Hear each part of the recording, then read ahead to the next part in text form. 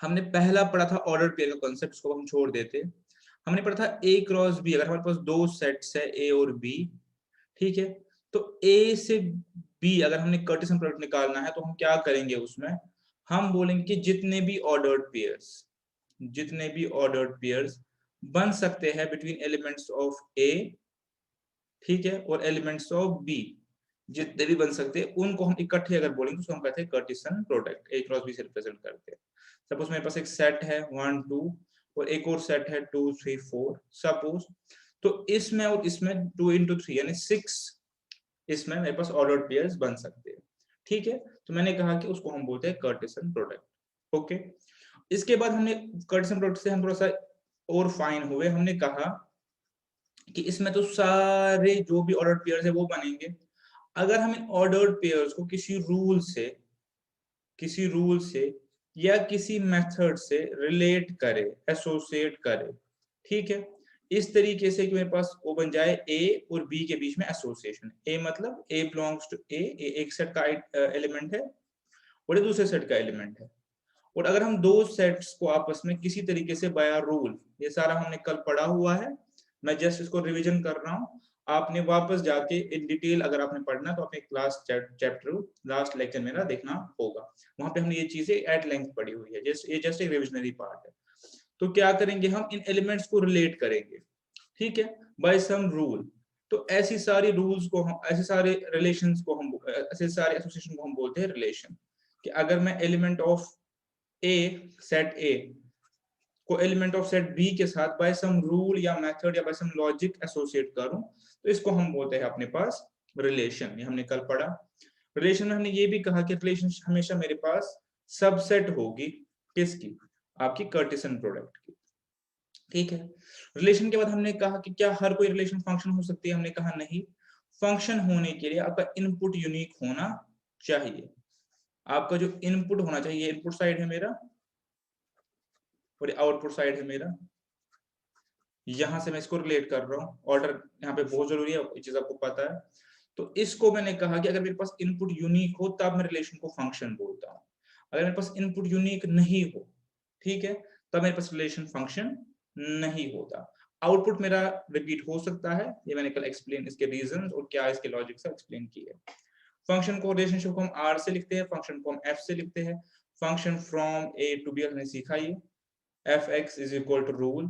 फिर हमने कहा कि आगे जाके ये टर्मिनोलॉजी यूज नहीं होती, हम सिंपली एफ एक्स लिखते हैं। फिर हमने सीखा कि एफ ऑफ 2, एफ ऑफ 3 का क्या मतलब होता है, एफ ओ जी का क्या मतलब होता है, जी ओ एफ का क्या मतलब होता है, so on and so fourth. ये चीजें कल हमने सारी अपने पास सीख ली कि एफ ऑफ एक्स का क्या मतलब होता है, एफ ऑफ 2 हम कैसे निकल सकते फंक्शन का, ये सारी चीजें हमने कल डिस्कस कर ली, हमने समझा भी कि क्या होता है। फिर हमने फंक्शंस के अलग अलग टाइप्स पढ़े, onto, into, one to one, जो हमने कल ऑलरेडी डिस्कस किया, और उसके बाद हमने कुछ क्वेश्चंस भी किए, ठीक है।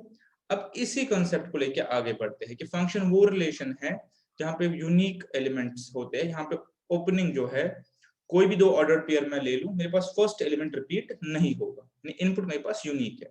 कल का लेक्चर देखेंगे, उसके बाद यहाँ आप आगे बढ़ सकते हैं, ठीक है। अब एक छोटा सा कॉन्सेप्ट है फंक्शंस इन ग्राफ, इस पे एक क्वेश्चन है, तो मैंने सोचा एज अ कॉन्सेप्ट वैसे डिस्कस करूं कि आगे भी मुझे ये कॉन्सेप्ट काम आएगा। फंक्शंस एज अ ग्राफ, इसका क्या मतलब होता है कि मैं फंक्शन को रिपीट नहीं करूंगा, पता है, सिंपली एफ एक्स से स्टार्ट करूंगा। मेरे पास फंक्शन है, ठीक है, सपोज x प्लस 2, क्या मैं इसको एज अ ग्राफ प्लॉट कर सकता हूं? जब मैंने स्टार्ट किया था मैंने कहा था कि कार्टेशियन प्रोडक्ट और कार्टेशियन प्लेन मैंने कहा था, तो मैं क्या इस फंक्शन को कार्टेशियन प्लेन में ड्रॉ कर सकता हूं? हाँ जी, कर सकते हैं। कैसे? बिकॉज इसका क्या मतलब हो गया कि जो मेरी एसोसिएशन है between set A and set B, वो है बाय दिस रूल। यानी अगर मैं पहले सेट में एलिमेंट 1 2 3 लूं सपोज, तो मेरे पास दूसरे सेट में एलिमेंट्स क्या आएंगे, आप बताएंगे, x प्लस 2 3, ठीक है, 2 प्लस 2 4, 3 प्लस 2 5। तो ये मेरी रिलेशन बन गई। अगर मैं आपको अपने तरीके से दिखाऊं, जैसे हमने सीखा हुआ, ये ऐसे मेरे पास 1 2 3 को मैंने लिंक किया,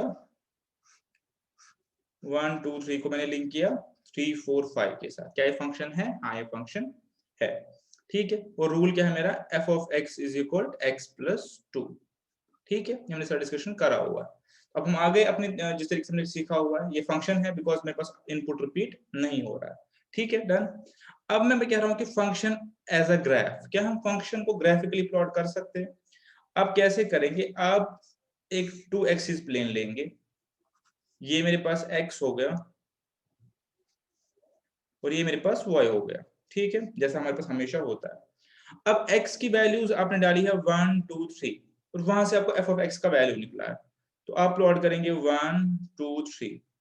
जब आपने x की वैल्यू 1 डाली है, f ऑफ x की वैल्यू क्या निकली है, फंक्शन की वैल्यू क्या निकली है, 1 डाल के 3 निकला है, इधर 3, ऐसे 2 डाल के क्या निकला है 4, 3 डाल के क्या निकला है 5। तो अगर आप इनको फ्री हैंड कनेक्ट करें तो ये मेरे पास फंक्शन का ग्राफ बन गया, ठीक है, मेरा फंक्शन का ग्राफ बन गया। सिमिलरली आपके पास क्वाड्रेटिक, ये जो लीनियर फंक्शन हो गई, क्वाड्रेटिक फंक्शन हो, कोई और फंक्शन हो, कांस्टेंट फंक्शन हो, हर फंक्शन का आप ऐसे ग्राफ बना सकते हैं। तो ये मेरे पास f ऑफ x का ग्राफ है, f of x is equal x plus 2। कैसे? मैंने देखा कि x के इनपुट्स पे f ऑफ x यानी x का फंक्शन कैसे बिहेव करता है, तो ये मैंने इसका ग्राफ बना लिया। आगे ये काफी यूज होगा आपको ये चीज, तो ध्यान से देखिए, ठीक है। अब मैंने इसका ये ग्राफ बना दिया। अब मेरा क्वेश्चन है कि अगर मेरे पास फंक्शन नहीं दी होगी, मेरे पास जस्ट ग्राफ दिया हो, क्या मैं ग्राफ से पहचान सकता हूं कि ये फंक्शन है या नहीं, बाय यूजिंग जो मैंने कॉन्सेप्ट पढ़ा होगा, ठीक है। मैं इसी कॉन्सेप्ट को उल्टा करता हूं, यहाँ पे मैंने फंक्शन से ग्राफ तक पहुंच गया। अब मैं ग्राफ से आपको फंक्शन तक पहुंचने के लिए नहीं बोल रहा, मैं आपको बोल रहा हूं कि अगर एक प्लेन में मैं एक फंक्शन बनाऊं, सपोज का ग्राफ ऐसे है, सपोज, अब मैं आपको बोलूं कि आप ये देख के बताओ, आप ये देख के बताओ क्या ये मेरे पास फंक्शन है या नहीं है, ठीक है। एक और बनाता हूं, अब आप मुझे बताइए क्या ये फंक्शन है या नहीं है, ठीक है। अब बैक तो अपने कॉन्सेप्ट की तरफ जाइए कि x मेरे पास इनपुट है, अगर हम ऐसे देखें मेरे पास इनपुट है और ये मेरे पास आउटपुट है, मतलब ये f ऑफ x है और ये x है, ठीक है, ये x हो गया, ये f ऑफ x हो गया। अब कॉन्सेप्ट क्या है, कॉन्सेप्ट आपका जो इनपुट है वो रिपीट नहीं होना चाहिए, आपका इनपुट रिपीट नहीं होना चाहिए, या ऐसे हम बोल सकते हैं कि दो इनपुट आपके हो, ठीक है, और उस पर कोई रिजल्ट आए तो आप उसको फंक्शन नहीं बोलेंगे, हमने पढ़ा हुआ है। सपोज हमारे पास आएगा ही 2 और 3 और 2 और 4, यानी 2 पे 3 भी आ रहा है आंसर, 4 भी आ रहा है, तब ये फंक्शन नहीं बन सकती, रिलेशन हो सकती है, फंक्शन नहीं बनेगी। क्यों? बिकॉज इनपुट को देख के मैं आउटपुट नहीं बता सकता, ठीक है। अगर मेरे पास ऐसे हो 2 और 4 और 3 और 4, आप कहेंगे हाँ इनपुट रिपीट नहीं हो रहा तो ये फंक्शन है। अब ग्राफ को देख के कैसे बताएंगे? अगर आप परपेंडिकुलर ड्रॉ करें, ठीक है, ध्यान से देखिए, परपेंडिकुलर ड्रॉ करें तो आप देखिए ये लाइन इसको कितनी जगह काट रही है, दो जगह काट रही है। अगर मैं इस पॉइंट के कोऑर्डिनेट्स नोट करूं, इसके x कोऑर्डिनेट सेम है, y डिफरेंट है, x है, यहाँ पे अगर x मेरा सपोज 4 है, यहाँ पे सोल्यूशन क्या आएगा 4 और f ऑफ x, यहाँ पे भी आएगा 4 और f ऑफ x। आप समझ गए ये चीज को कि अगर मैं यहाँ पे 4 देख रहा हूँ x कोऑर्डिनेट पे, तो यहाँ पे मेरे पास 4 रिपीट हो रहा है, तो मैं कहूंगा ये मेरे पास फंक्शन नहीं हो सकता, बिकॉज यहाँ पे अगर मैं देखूं एक पॉइंट आ रहा है 4 और कुछ वैल्यू जो भी होगा f ऑफ x, दूसरा आ रहा है 4 और f ऑफ x, तो मेरा जो इनपुट है वो यूनिक नहीं रहा, मेरा फर्स्ट एलिमेंट रिपीट हो रहा है, तो मैं कहूंगा कि फंक्शन नहीं है। अब ये फंक्शन देखिए, अब कहीं भी परपेंडिकुलर ड्रॉ करो, ठीक है, अब कहीं परपेंडिकुलर ड्रॉ करो, आप देखेंगे, आप देखेंगे ध्यान से, क्या देखेंगे कि x की वैल्यू यूनिक आ रही है। अब आप बोलेंगे कि मैं ऐसे परपेंडिकुलर ड्रॉ करूं, उस केस में भी x की वैल्यू यूनिक आ रही है, because we are interested in the value of x। Suppose ये पॉइंट और ये पॉइंट, अब बोलेंगे y की वैल्यू तो सेम आ रही है, बेशक x के कोऑर्डिनेट देखे तो x के कोऑर्डिनेट अलग अलग आ रहे हैं, x के कोऑर्डिनेट्स अलग अलग आ रहे हैं, ठीक है। तो ये मेरे पास एक कॉन्सेप्ट है कि आप ग्राफ को देख के, आप एक ग्राफिकल फॉर्म को देख के ये बता पाएंगे कि फंक्शन है या नहीं। हमारे पास कुछ स्टैंडर्ड ग्राफ्स है, क्वाड्रेटिक का ग्राफ कैसे बनता है, क्यूबिक का ग्राफ कैसे बनता है, हमारे पास लीनियर का तो पता ही है, लाइन बनता है, हमारे पास स्टैंडर्ड है, हाइपरबोला, पैराबोला, वो लेकिन आपके सिलेबस के बियॉन्ड है वो सब ग्राफ्स, ठीक है। बट पॉइंट ये है कि आप ग्राफ को देख के कैसे पहचानेंगे कि ये फंक्शन है या नहीं। आप ऐसे पहचानेंगे कि आप एक्स एक्सिस पे परपेंडिकुलर्स ड्रॉ करेंगे, अगर उन्होंने आपको x के दो वैल्यूज दिए, ये है दो वैल्यूज दिए, तो आप कहेंगे नहीं ये फंक्शन नहीं हो सकती। और अगर उसने x का यूनिक वैल्यू आपको लौटा है तो आप कहेंगे हाँ ये फंक्शन है। ठीक है, एक और ग्राफ पे करेंगे और उसके बाद आगे बढ़ेंगे, यहाँ पे ज्यादा नहीं रुकेंगे इस कॉन्सेप्ट पे। ये ग्राफ है सपोज, अब आप कहीं पे भी x का वैल्यू डालो तो आपका x एक जगह ही इंटरसेक्ट हो रहा है। ठीक है, तो आप कहेंगे नहीं ये मेरे पास फंक्शन है। और अगर आप ऐसे लोगे तो कहेंगे नहीं ये फंक्शन नहीं है, बिकॉज x की यूनिक वैल्यूज रिजल्ट नहीं आ रहे। ठीक है, तो ये एक छोटा सा कंसेप्ट था फंक्शन में बचा हुआ जो मैंने कवर कर लिया। अब हम आएंगे आज के हमारे टॉपिक के पे, जो क्या है types of relations. Types of relations. अब रिलेशंस आपको पता है ऑलरेडी क्या है, मैं उसको रिपीट नहीं करूंगा अपने पास। रिलेशंस क्या, अगर मैंने कार्टेशियन प्रोडक्ट ले लिया, कार्टेशियन प्रोडक्ट के जितने भी सबसेट है वो सारे अपने पास रिलेशन ही होते हैं, but they must be defined by sum rule. तो कैसे होता है, पहले मैं निकालता हूं, मेरे पास दो सेट्स है ए बी, इसके सारे ऑर्डर पेयर्स को हम बोलते हैं कार्टेशियन प्रोडक्ट, ये आपने कल पढ़ा मेरे साथ। अगर इसमें मैं कनेक्ट करूं बाय रूल, सारे ऑर्डर पेयर्स को ना लूं, बाय सम रूल कनेक्ट करूं, तब मैं कहता हूं ये मेरे पास रिलेशन है। रिलेशन है, ठीक है। तो आप ऐसे भी बोल सकते हैं कि जो रिलेशंस होते हैं और relations they are not functions. ठीक है, नहीं हो सकते, बट जो भी फंक्शंस होते हैं उनके पास पहले रिलेशन होंगे फिर फंक्शन होंगे। क्यों? क्योंकि फंक्शन क्या होता है, इसके आगे अगर चलेंगे, इफ इनपुट इज यूनिक। तो बहुत सारे कॉन्सेप्ट्स कॉमन है, लाइक इमेज, प्री इमेज हमने कल पढ़ा, like domain, like codomain, like range, ये वाले कॉन्सेप्ट्स कॉमन है।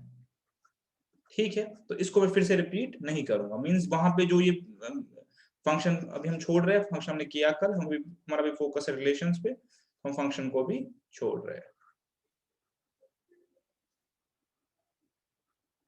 फंक्शन को भी छोड़ रहे हैं। ठीक है, अच्छा, अब मैं कह रहा हूं आपसे कि हम रिलेशन पे रोक रहे हैं इसको, कि image, pre image, domain, codomain, range same है, उसको मैं रिपीट नहीं करूंगा। मेरे पास इनवर्स फंक्शन और इनवर्स रिलेशन सेम है। सेम इन द सेंस कि फंक्शन हमने जो पढ़ा था कि अगर मुझे ए से बी तक पहुंचना है तो मैं बी से ए तक कैसे पहुंचूंगा, सेम कॉन्सेप्ट ऑफ रिलेशन। अगर मेरे पास रिलेशन है ए टू बी, अब मुझे वापस बी टू ए पहुंचना है तो मैं इसको आर माइनस वन लिखता हूँ। सेम है, इसलिए मैं इसको फिर से नहीं पढ़ाऊंगा। सिमिलरली हमने पढ़ाया था आइडेंटिटी फंक्शन, यहाँ पे भी मेरे पास आइडेंटिटी रिलेशन सेम, जो फंक्शन में है वही यहाँ पे भी है, एक्सेप्ट फॉर कि वो फंक्शन है या रिलेशन है जो हमने ऑलरेडी पढ़ा हुआ है। तो इनवर्स और ये सब कॉन्सेप्ट सेम है, इसमें कॉन्सेप्ट में कोई फर्क नहीं है। सपोज ए बी मेरे पास रिलेशन है तो बी ए मेरे पास इनवर्स रिलेशन होगा उसका, so on and so fourth. तो यहाँ पे ये चीजें मैं रिपीट नहीं करूंगा, बिकॉज दीज आर सेम, जो कॉन्सेप्ट फंक्शन के लिए वही कॉन्सेप्ट रिलेशन के लिए। ठीक है, रिलेशन फंक्शन सेम नहीं है, मेरी बात को ध्यान से सुनिएगा, इसको ओवरलैप नहीं करना है बातों को, कि जो कंसेप्ट आइडेंटिटी फंक्शन का है वही आइडेंटिटी रिलेशन का है, एक्सेप्ट फॉर को फंक्शन ये रिलेशन है। जो इनवर्स फंक्शन का है वो इनवर्स रिलेशन का है। Image, pre image, domain, codomain, range same मतलब है, कोई डिफरेंस नहीं है। तो हमें जो कुल मिला के पढ़ना है, छोटा सा पार्ट बचा है, वो मैं अभी यहाँ वो है types of function, sorry types of relations. Function हमने कल किए थे, टाइप्स ऑफ रिलेशन। तीन प्रॉपर्टीज है और उनसे चार टाइप्स बनते हैं। मैं यहां पे लिखूंगा, बट यहां पे इससे पहले आप ये समझिए कि रिलेशंस आती कहां से है। ये मैं कल से आपको समझा रहा हूं, ये फिर से एक बार नोट कीजिए। ये आती है मेरे पास किसी दो सेट से। ठीक है, मेरे पास दो सेट होंगे, मैं उनको कनेक्ट करूंगा। ठीक है, जर्नलाइज इसको करते हैं सेट एस से, आप एस बोल सकते हो, ए बी से, एक्स वाई से, वो कोई इशू नहीं है। ठीक है, तो सपोज मैं अपने पास एक सेट ले लेता हूं, universal set A B C, ये एग्जाम्पल है। ठीक है, आप बड़ा सेट ले सकते हैं और आइडियली बहुत बड़ा सेट होता है, like set of natural numbers, set of whole numbers, set of so on so on so on. है, वो छोड़ दीजिए। अब आते हैं पॉइंट पे, टाइप ऑफ रिलेशंस। ठीक है, रिलेशनशिप बोलिए, रिलेशन बोलिए, एक ही बात।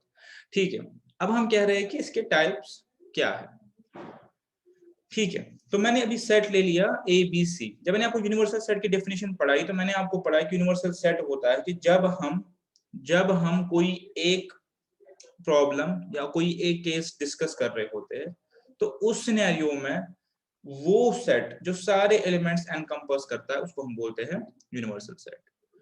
यूनिवर्सल सेट हमारे पास कैसे होता है, ये हमारे पास होता है, ये हमारे पास होता है यूनिवर्सल सेट हमारे पास होता है एज पर सिनेरियो। समझिए कैसे, अगर मैं अल्फाबेट्स के साथ डील कर रहा हूं तो मैं यूनिवर्सल सेट क्या लूंगा, मैं लूंगा ए से लेकर जेड तक। अगर मैं डील कर रहा हूं नंबर से मैं लूंगा real numbers, natural number deal कर तो मैं लूंगा नेचुरल नंबर्स, इंटीजर्स डील कर रहा हूं तो मैं लूंगा integers and so on and so fourth. Point मेरा है कि यूनिवर्सल सेट होता है as per the given scenario, ये चीज हमने समझी होगी। तो अभी इस सिनेरियो में मैंने यूनिवर्सल सेट लिया ए बी सी आपको एक समझाने के लिए, ठीक है। अब आपको पता है इस एस सेट से किसी और सेट में या इस एस सेट से अपने पास भी कार्टेशियन प्रोडक्ट बना सकता हूं, ठीक है। अभी समझने के लिए जस्ट मैं कहूंगा कि S से S तक आप कार्टेशियन प्रोडक्ट निकालो, ठीक है। तो आप निकालेंगे, आप बोलेंगे ए, ठीक है, उसके बाद ए बी, उसके बाद ए सी, फिर ऐसे ही करेंगे स्टार्ट बी से, बी ए, फिर बी इंटू सी, मतलब ऐसे आप इसको further B A, B B, B और सी, फिर सी से करेंगे ए, सी से करेंगे बी और सी से करेंगे सी।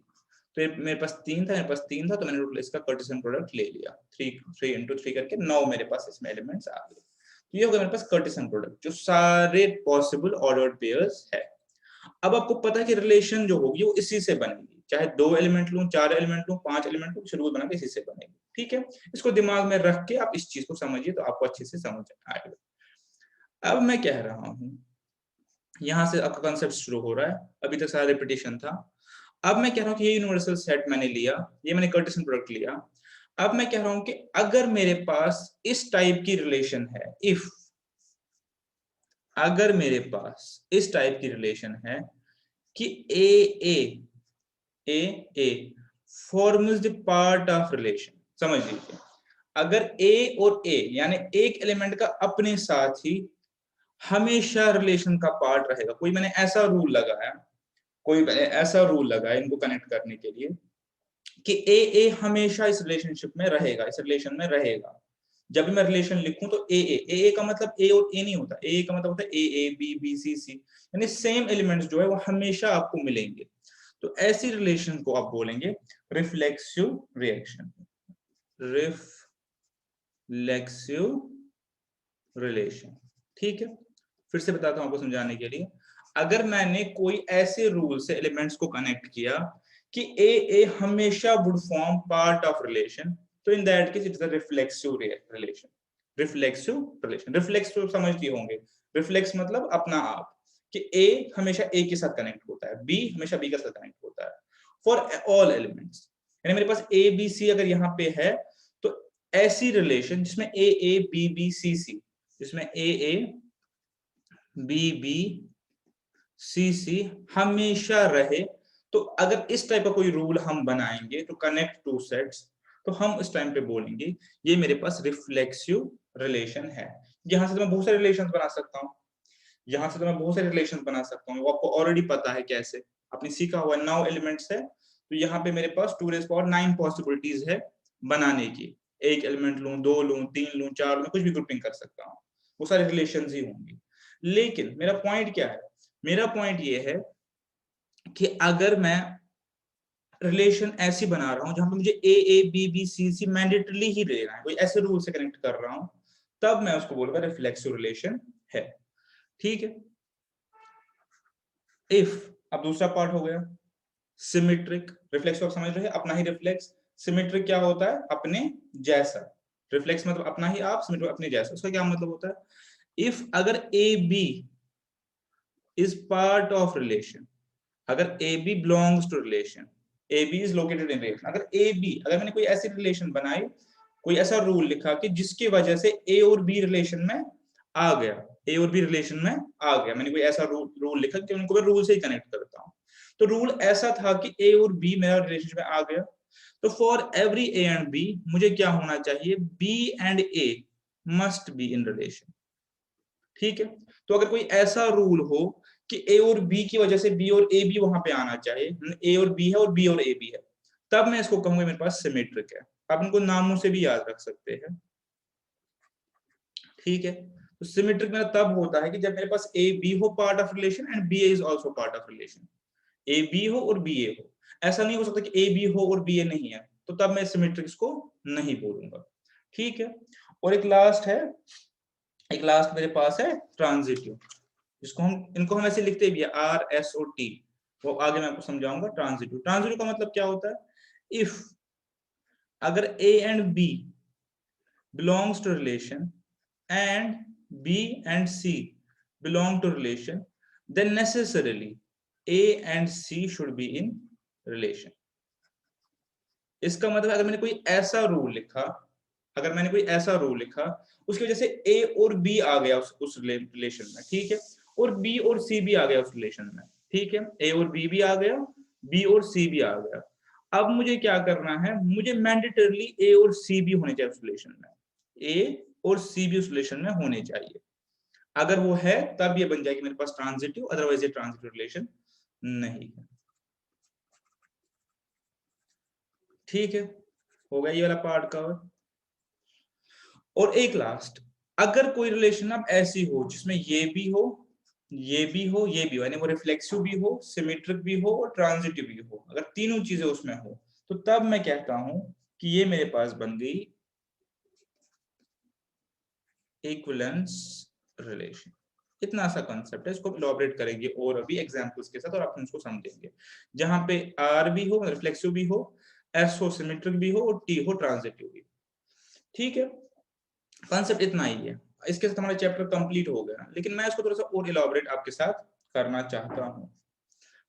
ठीक है, कैसे, आपको पता है गर्डसन प्रोडक्ट क्या है, एस क्रॉस एस, इससे ही रिलेशंस आएंगी। ठीक है, फटाफट देखिए, अगर मैं ऐसा कोई रूल लिख रहा हूं कि ए ए हमेशा मस्ट बिलोंग रिलेशन, तो ये मेरे पास क्या है, रिफ्लेक्सिव। ए का मतलब होता है A B B C C D D सब कुछ। अगर मेरे पास ए बी रिलेशन का पार्ट है, दैट शुड नेसेसरी इंप्लाई कि बी ए बी रिलेशन का पार्ट होना चाहिए, तब ये है सिमेट्रिक, इसको हम एस बोलते हैं। अगर मेरे पास ए बी रिलेशन का पार्ट है, ठीक है, और जो बी और सी है वो भी रिलेशन का पार्ट है ड्यू टू सम रूल, ठीक है, that means that necessary implies कि ए और C must be part of that relation. आप बोलेंगे ए तो रिपीट हो गया यहाँ पे, तो कोई दिक्कत नहीं, बिकॉज हम रिलेशन की बात करें, फंक्शंस की बात नहीं कर रहे।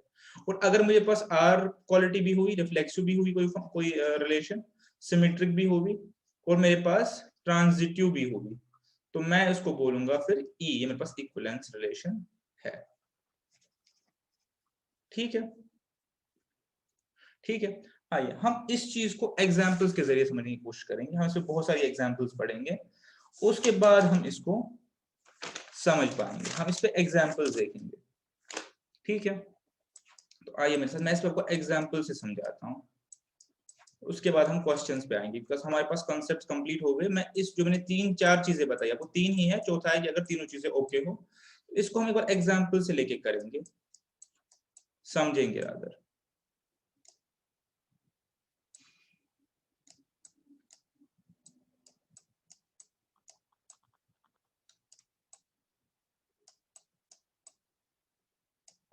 ठीक है, बाकी मैंने सारा आपको बता ही दिया है इनवर्स वगैरह का। यहाँ देखिए आप,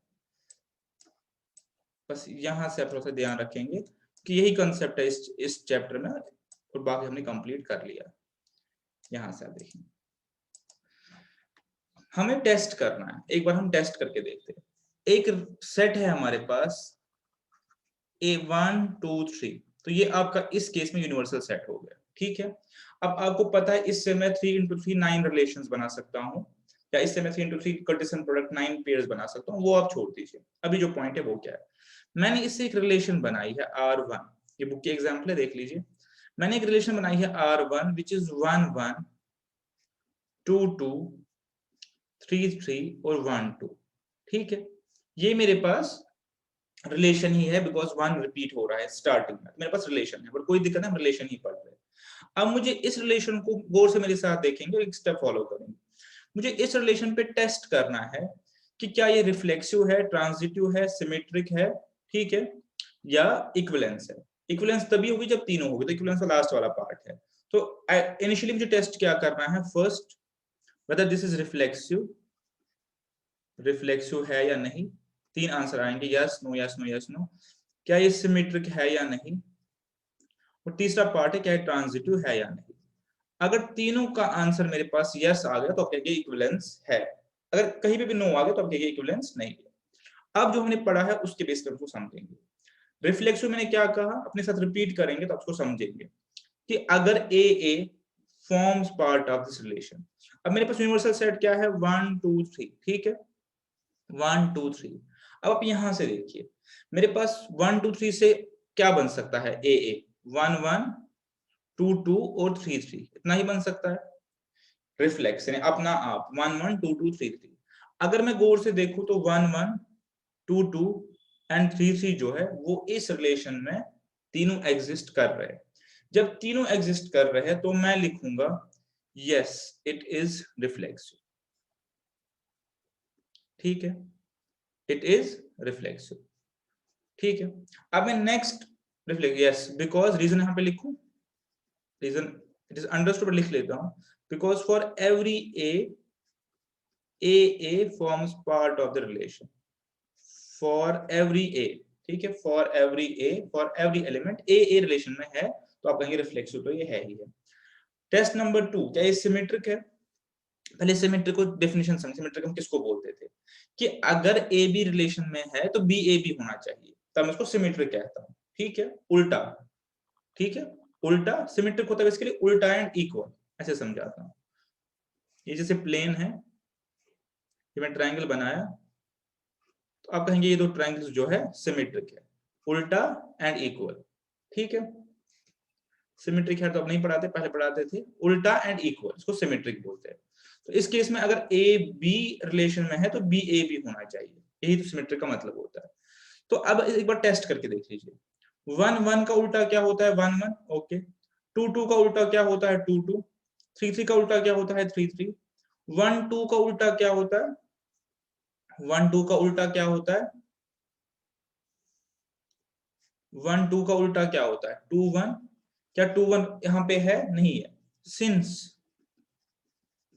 1 2 belongs to relation but 2 1 does not belong to relation, 2 1 तो है ही नहीं यहाँ पे, तो इसलिए मैं नहीं कह सकता कि सिमेट्रिक है, तो answer is no, it is not symmetric, ठीक है, बिकॉज 2 1 यहाँ पे जरूरी होना चाहिए था। सिमेट्रिक के लिए क्या रूल है कि अगर ए बी आता है तो बी ए बी होना चाहिए। अब ट्रांजिटिव चेक कर लीजिए, जो कि सबसे क्रिटिकल पार्ट होता है, ठीक है। ट्रांजिटिव कब चेक होगा, पहले डेफिनेशन याद कीजिए, कब हमने कहा था कि अगर ए बी रिलेशन में है और बी सी भी रिलेशन में है तो ए और सी रिलेशन में होना चाहिए, ठीक है। तो इसका मतलब मुझे पहले सेकंड और फर्स्ट एलिमेंट मैच करना चाहिए, तब मैं ये कर सकता हूँ। कि यहाँ पे कहीं सेकंड और फर्स्ट एलिमेंट मैच हो रहा है, ऐसे देख लिया इसको, है तो इजी पार्ट, बट आपकी बेटर अंडरस्टैंडिंग के लिए मैं इसको ऐसे लिखूंगा। मुझे इसकी ट्रांजिटिविटी चेक करनी है ना, तो मैं एक बार ऐसे लिखूंगा कि मेरे जो फर्स्ट एलिमेंट्स है वो क्या क्या आ रहे हैं।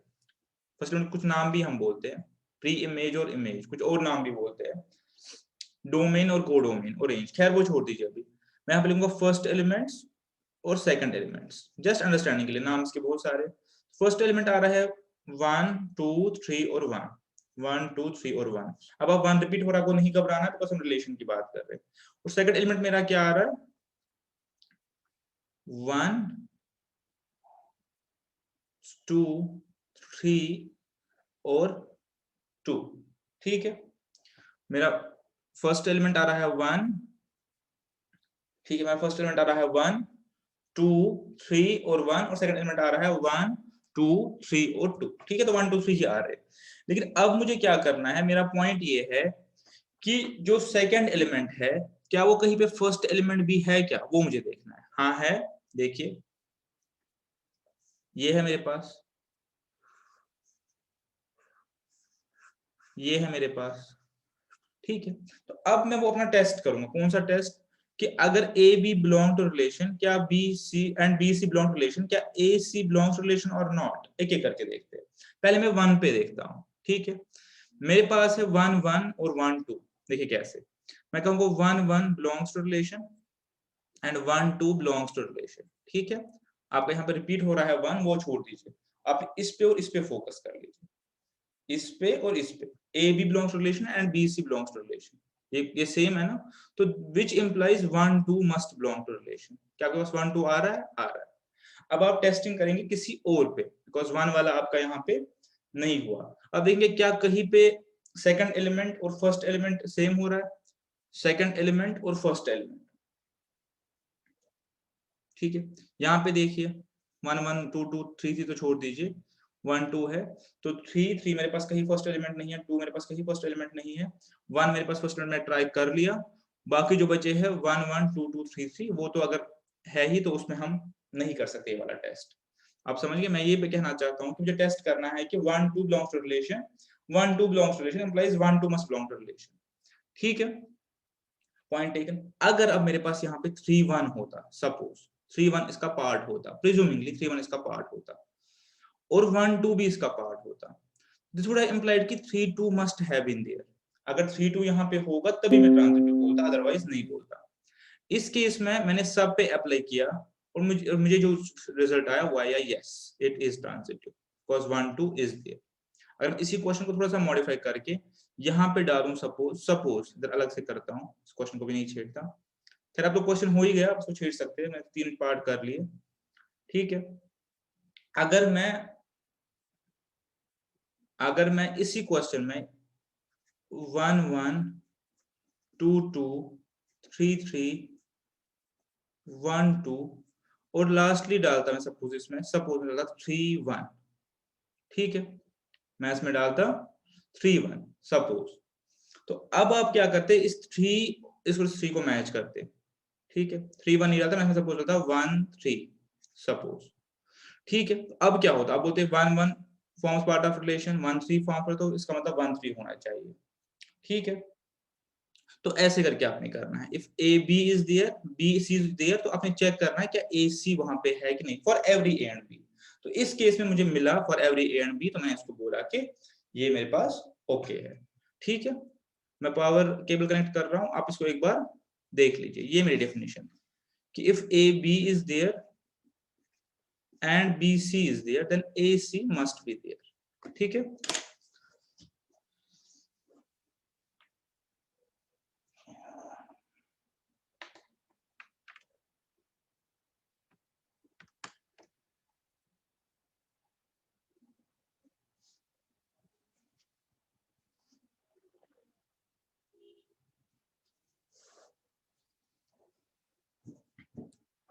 Okay done and welcome back. तो यही पॉइंट्स है जो आज का जितना डिस्कशन है इसी के अराउंड पूरा सराउंड करता है। क्या है पहला पार्ट कि अगर every A B B C C is there तो रिफ्लेक्सिव है, अगर A B is there B A must be there, if A B is there B C is there then A C must be there, ठीक है। इस पे आप लोगों ने पूरा इसको टेस्ट करना है। तो हमने टेस्ट किया, हमें रिफ्लेक्सिव मिला, सिमेट्रिक नहीं मिला और ट्रांजिटिव हमें मिली, ये फंक्शन में ट्रांजिटिव मिली, ठीक है। ठीक है, अब मैंने कहा था कि अगर इस क्वेश्चन में हम क्या करेंगे, अगर हम इसमें सपोज हम इसमें कुछ मॉडिफिकेशन करेंगे, हम इसमें इंसर्ट करेंगे 3 1 3 1 करेंगे या 1 3 इंसर्ट करेंगे, तो उस केस में फिर हमें और टेस्टिंग करनी पड़ेगी दूसरे एलिमेंट्स को लेके। यहाँ पे हमने टेस्टिंग की तो हमारे साथ ये ओके दिखा, तो हमने अकॉर्डिंगली इसका सोल्यूशन दे दिया। अब इन्होंने एक क्वेश्चन बनाया है R2, इसी सेट में उन्होंने R2 बनाया है। देखिए R2 बनाया है 1 1 2 2 1 2 एंड 2 1, गौर से देखेंगे R2, और मेरा यूनिवर्सल सेट क्या है 1 2 3 इस केस में, ठीक है। तो सबसे पहला क्वेश्चन है whether it is reflexive, answer is no, straightforward no, because 3 3 is not there, 3 3 must be there, for every a 3 3 must be there, तो 3 3 तो है ही नहीं, तो रिफ्लेक्सिव इसको नहीं बोल सकते। क्वेश्चन नंबर 2 या पार्ट नंबर 2 टेस्टिंग का क्या था, सिमेट्रिक। क्या सिमेट्रिक है, देखिए 1 1 का रिवर्स 1 1, 2 2 का रिवर्स 2 2, 1 2 का रिवर्स 2 1 और 2 1 का रिवर्स 1 2। तो हर किसी का रिवर्स वहां पे प्रेजेंट है, तो answer is yes, because for every A B B A is there. अब यहाँ पे एक थोड़ा सा कंफ्यूजन हो सकता है कि क्या हर कोई होना चाहिए। देखिए, जब हम सिमेट्री की बात करते, जब हम बात करते हैं रिफ्लेक्सिव की, तो हम कहते हैं कि हर कोई होना चाहिए, बिकॉज तब हम बात करते हैं जस्ट ए की, कि जो भी ए है वो ए बी बी सी सी होने चाहिए। लेकिन जब हम सिमेट्री की बात करते हैं, हम कहते हैं दो एलिमेंट्स की बात, कि फॉर एवरी ए बी, जितने भी ए बी आपको दिख रहे हैं उनके बी ए होने चाहिए। तो मैंने यहाँ पे टेस्टिंग की, सिमेट्री के केस में मैंने यहाँ पे टेस्टिंग की, for every A B there must be B A. मैं यहाँ पे टेस्ट कर ही नहीं सकता बिकॉज यहाँ पे मेरे पास ए बीज नहीं है। और जब रिफ्लेक्सिव की टेस्टिंग मैंने यहाँ पे की, क्यों यहाँ पे की, बिकॉज रिफ्लेक्सिव में ए पे देख रहा हूँ, ए इज मेरे पास यहाँ है, स्मॉल ए, और ए भी मेरे पास यहाँ है। आई होप आप इस डिस्टिंक्शन को समझ गए होंगे, बहुत ही सिंपल सा डिस्टिंक्शन है कि सिमेट्री की टेस्टिंग में इधर करूंगा, for every A B there must be B A बीज जब मेरे पास यहाँ ही है तो यहाँ ही टेस्टिंग कर सकता हूँ, ऊपर में टेस्टिंग इसकी नहीं कर सकता। ठीक है, अब तीसरी टेस्टिंग जो मैंने कहा कि सबसे क्रूशियल है, ट्रांजिटिव वाली। कैसे करते हैं ध्यान से देखिए। सबसे पहले आइडेंटिफाई कीजिए कि कहां पे लास्ट टर्म और फर्स्ट टर्म मैच हो रही है। मुझे यहाँ पे जो दिख रहा है 2 और 1, ठीक है, तो एक मेरे पास है 1 2 is 1 1 is part of relation and 1 2 is part of relation, it implies 1 2 must be there, जो कि है। दूसरा मैंने लिखा है 1 2 is part of relation and 2 1 is part of relation, है, देखिए 1 2 भी है 2 1 भी है, which implies 1 1 must be there, जो कि यहाँ पे है। तो अगर मैंने टेस्टिंग सही किया तो मेरे पास ये रिफ्लेक्सिव भी है और ट्रांजिटिव भी है। ठीक है, रिफ्लेक्सिव है और ट्रांजिटिव भी है, बट सॉरी मेरे पास सिमेट्रिक भी है और ट्रांजिटिव, रिफ्लेक्सिव नहीं है बिकॉज 3 3 इज नॉट देयर। अब एक लास्ट जो कि है R3 मेरे पास यूनिवर्सल सेट क्या है 1 2 3 1 2 3। अब सेट क्या हमने बनाया है 1 1 2 2 3 3 1 2 2 1 2 3 एंड 3 2। अब बहुत गौर से देखेंगे, बहुत ही गौर से देखेंगे। whether it is reflexive, answer is a yes because 1 1 2 2 3 3 is there। ठीक है, whether it is symmetric, answer is again yes। कैसे, 1 1 का रिवर्स 1 1, 2 2 का रिवर्स 2 2, 3 का 3 रिवर्स वहां पे है, 1 2 का रिवर्स 2 1 है, 2 1 का रिवर्स 1 2 है, 2 3 का रिवर्स 3 2 है, 3 2 का रिवर्स 2 3 है, तो आंसर इज यस। अब मूव करते हैं ट्रांजिटिव वाले पार्ट पे, फिर से वही चीज है। पहले आप आइडेंटिफाई करो कि मेरे पास जो लास्ट एलिमेंट है किसी टर्म का और फर्स्ट एलिमेंट मीट हो रहा है कि नहीं हो रहा। यहाँ पे मेरे पास हो रहा है, देखिए अगर मैं सबसे पहला लूं 1 1 और 1 2, हमने ऊपर देखे हुए तो हमें पता है कि इन पे आंसर यस निकलेगा, नो देखना है कैसे निकलेगा। अगर मैं पहले लूं 1 1 इज पार्ट ऑफ रिलेशन, हाँ है, और similarly 1 2 is part of relation which implies 1 2, ये 1 2 must be there, 1 2 है वहां पे, कोई दिक्कत नहीं है। अब 2 पे देखते हैं, 2 2 और 2 1, हाँ 2 2 is part of relation, 2 1 is part of relation which implies 2 1 must be there, 2 1 भी वहां पे है, कोई दिक्कत नहीं है। बट अब देख लीजिए इस वाले पार्ट पे 2 3 और 3 2 पे, 2 3 is there, 3 2 is there which implies 3 3 must be there, sorry 2 2 must be there which is there, okay। But एक बार आप देख लीजिए, एक जो मैं दिखाना चाहता हूं आपको वो है 1 2 और 2 3, ये कैसे, 1 2 is there, 2 3 is there, yes है 1 2 2 3। what does this imply कि 1 3 must be there, बट 1 3 तो है नहीं इसमें, 1 3 तो है नहीं, 1 2 है 2 3 है, यानी ए बी है बी और सी है, तो ए और सी तो है नहीं। सिंस 1 3 इज नॉट देयर तो हम कहेंगे कि ये ट्रांजिटिव नहीं है। तो इन तीनों में से कोई भी इक्विवेलेंस था ही नहीं। इक्विवेलेंस कब होगा, जब आर भी हो, एस भी हो, टी भी हो। तो इसके साथ मेरा ये जो कॉन्सेप्ट है और ये चैप्टर के पास वो फिनिश हो गए। सेट के कुछ एग्जांपल्स है वेन डायग्राम पे, मैंने ऑलरेडी कल डिस्कस की हुई है, स्टिल आपके साथ एक बार पढ़ूंगा तेजी के साथ बिकॉज हमने कल ही एट लेंथ डिस्कस किया हुआ है। ठीक है, अब जो ये क्वेश्चंस विद वेन डायग्राम्स है या क्वेश्चंस ऑन सेट थ्योरी है, ये आपको पता है, ये आप दो तरीकों से कर सकते हैं, इधर थ्रू वेन डायग्राम्स और थ्रू फॉर्मूलाज मैंने कल दोनों डिस्कस करी हुई थी, यूनियन इंटरसेक्शन की फॉर्मूलाज, 2 के केस में भी और 3 के केस में भी। 4 के केस में आपके एग्जाम में नहीं आएगा, 2 और 3 के केस में आपके एग्जाम में आ सकता है। तो हमने कल की थी, अगर आप रिकॉल करना चाहते तो लिखवा देता हूँ यहाँ पे, ठीक है। फॉर्मूला यही है, आप कल किसी और ढंग से लिखिए और किसी और ढंग से लिखिए, बात सेम है। UBUC NA, कल हमने इसको प्रूव भी किया था, आपको याद होगा, इसका हमने कल प्रूव भी निकाला था। इसके बाद हम माइनस करते हैं n अलग अलग इंटरसेक्शन, लेकिन फिर जो कॉमन पोर्शन है वो प्लस करते हैं, ठीक है। ये हमने कल एट लेंथ किया हुआ है, तो कल के इसमें आप यूज करेंगे। अब क्वेश्चंस कैसे बनते देखिए। Out of a group of 20 teachers in school, 10 teach mathematics, 9 teach physics and 7 teach chemistry. अब इन क्वेश्चंस में क्या आपको करना होता है, क्वेश्चन पढ़ना ध्यान से, बिकॉज इसमें वर्ड्स के डिफरेंट मीनिंग्स होते हैं। जब मैं बोल रहा हूँ स्कूल ऑफ 20 टीचर्स या 20 स्कूल, 10 टीच मैथमेटिक्स, इसका मतलब ये है कि 10 टीचर्स मैथमेटिक्स पढ़ाते हैं, ठीक है। इसका ये मतलब नहीं कि कुछ और नहीं पढ़ाते, यहाँ पे मतलब की बात है। इसका मतलब मैथमेटिक्स पढ़ाते हैं, कुछ और भी पढ़ा सकते हैं अपने पास, एक से ज्यादा बुक्स भी पढ़ाते होंगे। अगर मैं लिखूं 10 टीच मैथमेटिक्स ओनली, उसका मतलब है कि ये सिर्फ मैथमेटिक्स ही पढ़ाते, कुछ और नहीं पढ़ाते। तो इस ओनली से पूरी टर्मिनोलॉजी चेंज होती है। जब मैं ये कह रहा हूँ 10 टीच मैथमेटिक्स, तो इसका मतलब है मेरे पास 10 है जो मैथमेटिक्स पढ़ाते हैं, हो सकता है कुछ और भी पढ़ाते हो, हमें उसमें नहीं जाना। 9 teach physics and 7 teach chemistry, ठीक है, हो गई ये बात। 4 teach mathematics and physics but none teach both mathematics and chemistry. Mathematics and chemistry में कुछ भी कॉमन पोर्शन नहीं है, मैथमेटिक्स एंड केमिस्ट्री में कुछ भी कॉमन पोर्शन नहीं है, ठीक है। तो बेसिकली ये जो है, अगर मैथमेटिक्स केमिस्ट्री देखिए, मैं इसको एक बार बनाता हूँ, आप इसको तो वेन डायग्राम से कर सकते हैं या आप इसको कर सकते हैं by using sets, cardinal numbers लिख के। मैं एक बार आपको यहाँ पे दिखा, इसने बनाया हुआ है, मैं इसी को थोड़ा सा आपको एक्सप्लेन करता हूँ कि ये कह रहा है कि अगर मुझे रिप्रेजेंट करना है वेन डायग्राम, तो मैथमेटिक्स को M से करूंगा, केमिस्ट्री को C से करूंगा और फिजिक्स को P से करूंगा, ऑब्वियस है। तो 3 सेट्स ओवरलैपिंग है, बिकॉज कुछ कुछ पढ़ा रहे हैं। अब पहला क्या बोल रहा है, पहली हिंट क्या है कि 4 टीच मैथमेटिक्स एंड फिजिक्स, 4 जो है वो मैथमेटिक्स और फिजिक्स पढ़ाते हैं, ठीक है।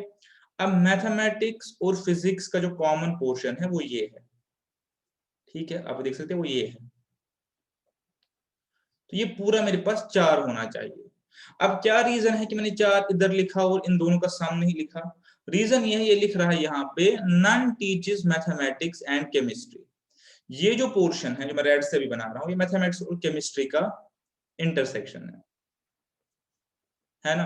अब इसमें कोई नहीं आना चाहिए, यहाँ भी 0, यहाँ भी 0। मेन इसने ये आपको हिंट दिया है कि मैथमेटिक्स केमिस्ट्री में कोई नहीं है, 0 है। जब ये दोनों 0 हो गए, तो जो 4 मेरे पास आ रहा था मैथमेटिक्स और फिजिक्स का, जो आ रहा था मेरे पास कॉमन, यहाँ पे वो मैंने 4 यहाँ पे लिख दिया, ठीक है। अब क्वेश्चन यहाँ से काफी इजी हो गया। अब ये क्या कह रहा है, 10 टीच मैथमेटिक्स, तो यहाँ पे 10 टोटल है, 10 में से 4 इधर चले गए, because this is part of mathematics set, तो यहाँ पे 6 बच गए, ठीक है। और यहाँ पे मेरे पास if I presume this part is x, this part is x, क्योंकि मेरे पास केमिस्ट्री में 7 है तो 7 माइनस x, फिजिक्स में मेरे पास कितने थे, मेरे पास 9 थे, 4 इधर चले गए तो 5 माइनस x, ठीक है। तो ये हो गया 5 माइनस x, ये वाला पार्ट, ये हो गया x, ये 7 माइनस x, ये 4, ये 6 हो गया, ठीक है। तो अब हो गया टोटल मेरे पास है 20। तो अब इन सारे कंपोनेंट्स को ऐड कर लीजिए, वो आपके 20 के इक्विवेलेंट पहुंचना चाहिए। 5 minus x plus 7 minus x plus 4 plus 6 is equal 20। ये मेरे पास कट जाएगा, एक्स इधर चला जाएगा, 12 और 10 22, 22 में से 20 2, तो मेरे पास 2 निकल गया आंसर। तो यहाँ पे मेरे पास 2 है, जब यहाँ 2 है तो यहाँ पे 3 हो गया, ठीक है। और यहाँ पे 7 माइनस 2 5 हो गया। और अकॉर्डिंगली आप इसका सॉल्यूशन, आप जो भी क्वेश्चन पूछ रहा है वो आप अकॉर्डिंगली बाद में जो भी पूछ रहा है उसका आंसर दे सकते हैं। Question is by the way how many is physics only, physics only का आंसर 3 है, ये फिजिक्स ओनली, ना मुझे ये काउंट करना है ये 2, ना मुझे ये काउंट करना है, ठीक है। तो ये बहुत ही आसान सा क्वेश्चन है, बहुत ही एलिमेंट्री सा क्वेश्चन है सेट थ्योरी पे, जस्ट आपके अंडरस्टैंडिंग के लिए। इससे अच्छे क्वेश्चन आपको नीचे दिए। A survey showed 74%. अब यहाँ पे 74% है, that means 74 out of 100. That is understood. Like grapes. अब grapes है, grapes only नहीं है. 68 out of 100 like bananas. Bananas only नहीं है. What percentage of Indian likes both? Both कितने को पसंद है? बहुत बेसिक सा क्वेश्चन है, आप इसको ऐसे भी कर सकते हो. ठीक है, तो ये मेरे पास अगर मैं x हो गया बोथ, सपोज ये ग्रेप्स लीजिए, ये बनाना लीजिए, ये 74 माइनस एक्स, ये 68 माइनस एक्स, इन तीनों को टोटल 100 के बराबर से ऊपर किया था तो आपका आंसर आ जाएगा. ये एक तरीका है. एक तरीका कार्डिनल नंबर यूज कीजिए. आपको जो निकालना है वो निकालना है बोथ है इंटरसेक्शन. तो इंटरसेक्शन किसके बराबर होगा? NP NP NB, P मतलब ग्रेप्स, N ग्रेप्स, N बनाना माइनस, ठीक है, माइनस टोटल. टोटल मेरे पास अभी 100 है, बिकॉज मैं 100 में से परसेंटेज निकाल रहा हूं, तो मेरे पास आंसर आएगा 42. तो यहाँ भी ऐसे 42 आएगा. 74 minus x plus x plus 68 minus x is equal to 100. तो ये और ये कैंसिल हो जाएगा. x is equal 74 plus 68 minus 142. तो ये सेम ही चीज कर रहे हैं, तो कोई दिक्कत नहीं है. नेक्स्ट क्वेश्चन है, बहुत ही आसान सा है, मैं इसकी डायग्राम बना देता हूं, बाकी आप कर लेंगे. In a class of 60 students, class में 60 स्टूडेंट्स है total. 40 like maths. Like maths का मतलब वो कुछ और भी लाइक कर सकते हैं. 40 लाइक मैथ्स, मैथ्स ओनली नहीं लिख रहा. 36 like science and 24 like both. तो ये तो बहुत ही बेसिक सा क्वेश्चन है. अगर मैं एक ऐसे बनाऊं, ये मेरे पास हो गया मैथ, ये मेरे पास हो गया साइंस, 24 लाइक बोथ. तो 24 बोथ लाइक करते हैं, तो मैथ्स ओनली कितने हो गए? 16. मैंने ब्लैक से लिखा वो मैथ्स ओनली है. और 36 माइनस 24 जो मैंने ग्रीन से लिखा वो मेरे पास साइंस ओनली हो गया. बस ये मेरे पास मैट्रिक्स बन गया. आपको निकालना है मैथ्स ओनली कितने हैं, वो तो यहाँ पे निकल गया ऑलरेडी. साइंस ओनली निकल गया. इधर मैथ और साइंस, या मैथ या साइंस मतलब यूनियन, इधर मैथ और साइंस. ठीक है, मैथ या science by definition this is the union. तो यूनियन आपके पास हो गया 16, 24 और 12 व्हिच इज 52. जो कुछ भी लाइक नहीं करते, मेरे पास यूनिवर्सल सेट 60 का है. 52 एलिमेंट्स यहाँ पे कवर हो गए, तो आपके पास 8 इसका आंसर आएगा, जो कि काफी इजी है. तो ये काफी इजी स्टैंडर्ड के क्वेश्चंस है, कोई डिफिकल्ट पार्ट ये नहीं है. चलिए अब हम करते